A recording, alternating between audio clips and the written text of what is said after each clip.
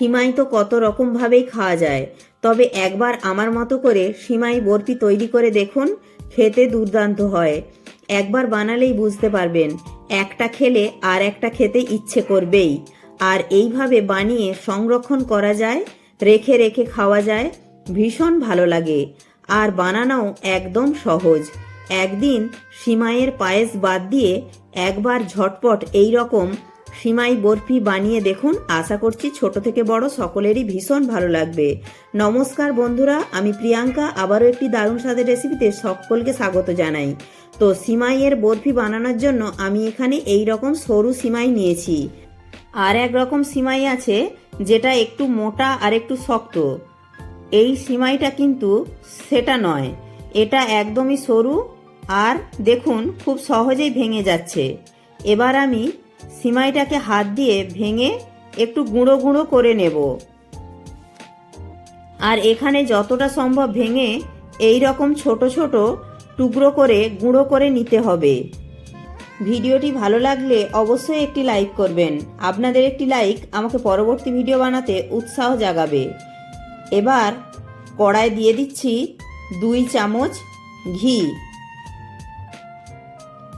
হালকা যখন ঘিটা গরম হয়ে যাবে তখন আমি দিয়ে দেব কিছু ড্রাই ফ্রুটস। আমি এখানে কিছু কাজু ও আমন্ড কুচিয়ে নিয়েছি। এবার গ্যাসের ফ্লেমটা লোতে রেখে এইগুলি একটু হালকা ভেজে নেব। একটু যখন হালকা বাদামগুলি ভাজা হয়ে যাবে তখন আগে থেকে ভেঙে রাখা সিমাইটা দিয়ে দেব।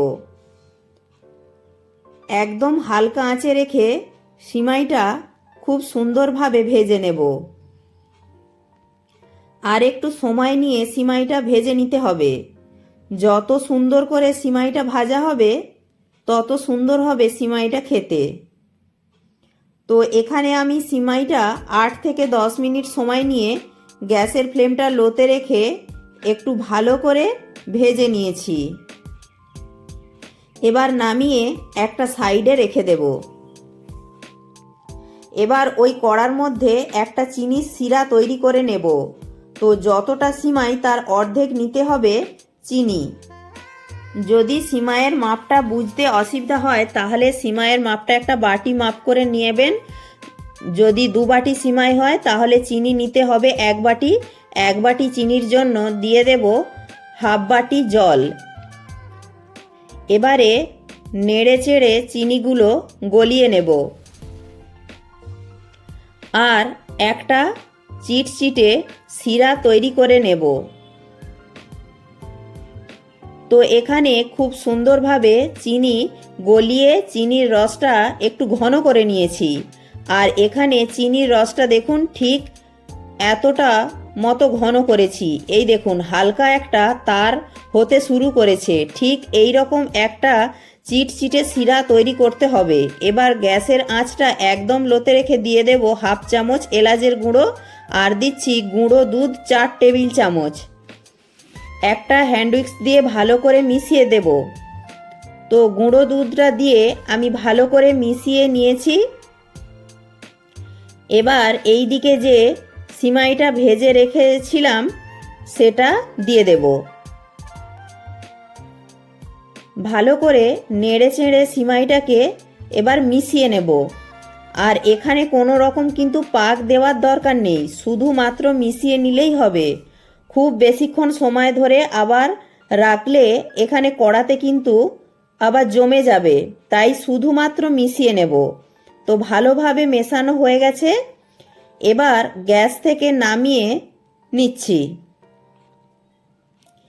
এবার হাতে একটু ঘি বুলিয়ে নিয়েছি আর একটা প্লাস্টিকের কৌটোর মুখ নিয়েছি, তাতেও একটু ঘি বুলিয়ে দিয়েছি। এবার এখান থেকে কিছুটার মতো সিমাই নিয়ে ওই কৌটোর মুখের মধ্যে ভালো করে চেপে চেপে বসিয়ে দিচ্ছি। আর ওপর থেকে আর একটু বাদাম কুচি ছড়িয়ে দিচ্ছি। তবে এটা সম্পূর্ণ অপশনাল, নাও দিতে পারেন, তবে একটু বাদাম কুচি দিলে খেতে এবং দেখতে দুটোই ভালো লাগবে।